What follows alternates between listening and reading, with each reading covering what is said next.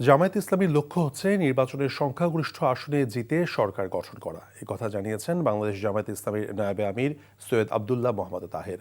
বলেন, দেশের মানুষ বিকল্প চায়, তারা এখন আর বিএনপিকে ভোট দিতে চায় না।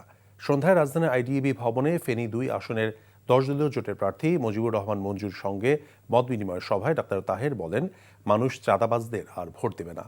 তিনি বলেন, ৭১-এর মহান মুক্তিযুদ্ধ, ২৪-এর জুলাই গণঅভ্যুত্থান সহ সবার অংশগ্রহণে জামায়াত ব্যতিক্রমধর্মী রাজনৈতিক ধারা তৈরি করেছে।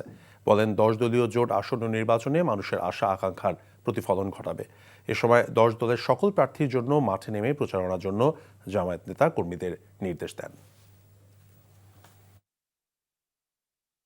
৭১ আছে, বাংলাদেশ আছে, ইসলাম আছে, এই টাইপের একটা পিকুলিয়ার অ্যালায়েন্স এর আগে কিন্তু বাংলাদেশে আর কেউ করতে পারে নাই। সুতরাং এই নির্বাচনটি একটি ভিন্ন প্রেক্ষিত হচ্ছে। পরিস্থিতিতে পরাজয়ের পরে জাতীয় নির্বাচনের আগে আরেকটা পরাজয় এত হজম করার ক্ষমতা পেটের ভিতরে নাই। যদি অল্টারনেটিভ পায় তাহলে মানুষ তাকে ভোট দিবে না। যেরকম অল্টারনেটিভ যদি পায়, জাতীয়ভাবে মানুষ বিএনপিকে ভোট দিবে না।